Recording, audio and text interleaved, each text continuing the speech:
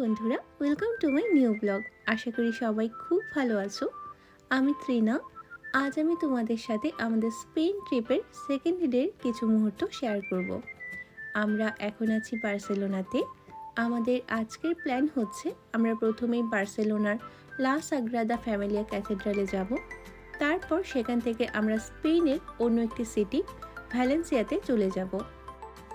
গতকাল আমরা বার্সেলোনার কোথায় কোথায় ঘুরেছিলাম সেই সমস্ত ব্লগ আমার চ্যানেলে আপলোড করা রয়েছে। তোমরা চাইলে আমার চ্যানেলটি একবার ভিজিট করে সেই ব্লগগুলো দেখে নিতে পারো। তাছাড়াও আমি ডেসক্রিপশন বক্সের লিঙ্কগুলো দিয়ে রাখবো। So stay with me and enjoy this blog. এখন বাজে সকাল 8:30। আমরা কাল রাতে বার্সেলোনার যে হোটেলে উঠেছি এখানে আমাদের কমপ্লিমেন্টারি ব্রেকফাস্ট ইনক্লুডেড। তো চলো দেখি ব্রেকফাস্টে কী কী রয়েছে।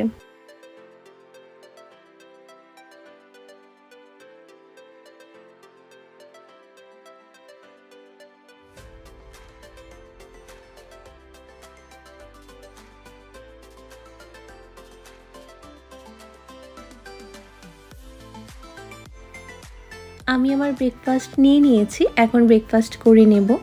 ব্রেকফাস্ট কমপ্লিট করে আমরা যত তাড়াতাড়ি সম্ভব বেরোনোর চেষ্টা করব, কারণ ক্যাথেড্রালটা ঘুরে দেখার জন্য আমাদের কিছুটা সময় লাগবে। তারপর সেখান থেকে ভ্যালেন্সিয়া পৌঁছতেও কয়েক ঘন্টা সময় লেগে যাবে।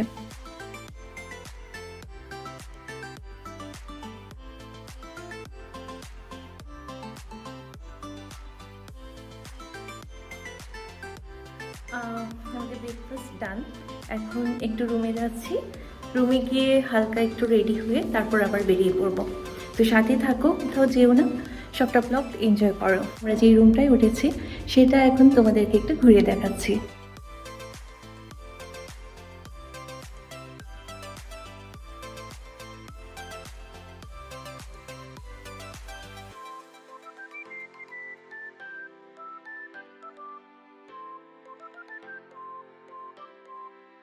এখানে একটা মিনি ফ্রিজও রয়েছে যার ভেতর জল আর জুস রাখা আছে।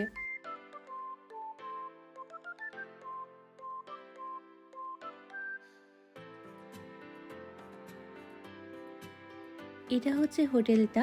হোটেলের চারপাশের এরিয়াটা তোমাদেরকে একটু দেখিয়ে দিচ্ছি।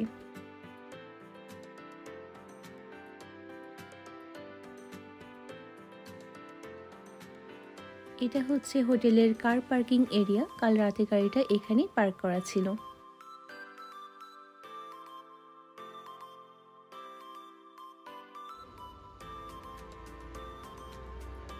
আমরা গাড়ি নিয়ে বেরিয়ে পড়েছি। চলো তাহলে ঘুরে আসা যাক বার্সেলোনার বিখ্যাত ক্যাথেড্রাল থেকে।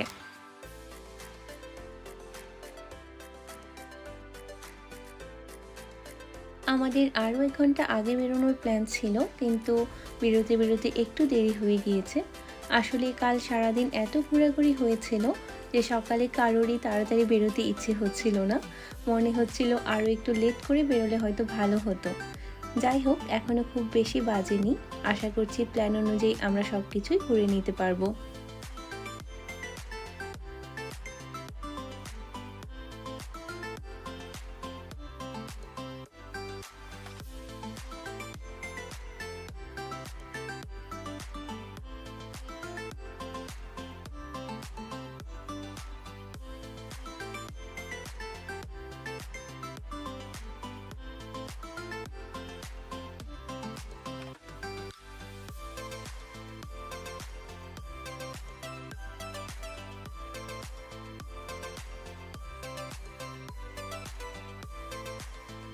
আমরা আমাদের ডেস্টিনেশনে পৌঁছে গিয়েছি।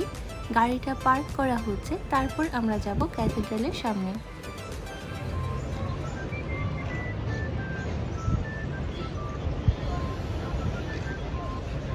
তোমরা দেখতে পাচ্ছ এই হচ্ছে বার্সেলোনা অ্যাজ ওয়েল এজ স্পেনের বিখ্যাত এবং দারুণ সুন্দর আর্কিটেকচারের ক্যাথেড্রাল লা সাগ্রাদা ফ্যামিলিয়া। এই ক্যাথেড্রালের সৌন্দর্য দেখার জন্য প্রচুর টুরিস্ট বিভিন্ন কান্ট্রি থেকে এখানে আসে।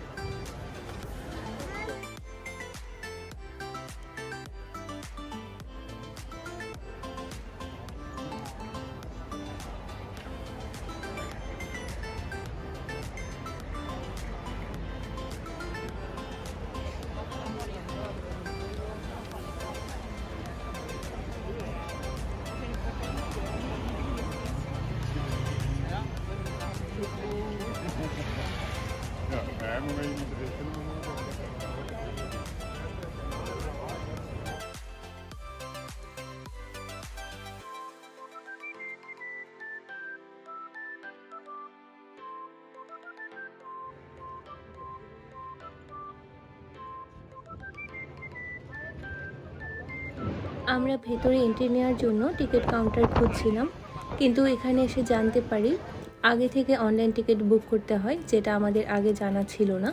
তাছাড়াও আজকে সব টিকিট সোল্ড আউট হয়ে গিয়েছে। আনফর্চুনেটলি নিজের চোখে আমাদের ভেতরে সৌন্দর্যটা দেখার সৌভাগ্য হয়নি, বাইরে থেকেই দেখে নিচ্ছি।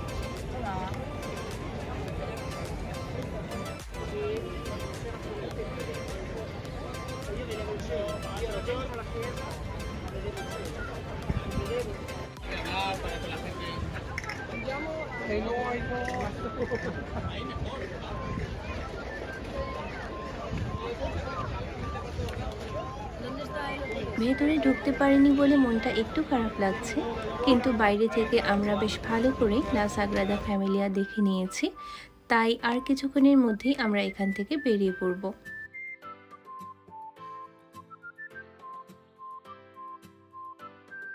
এখন আমরা একটা সুপারমার্কেটে ঢুকেছি জল নেওয়ার জন্য।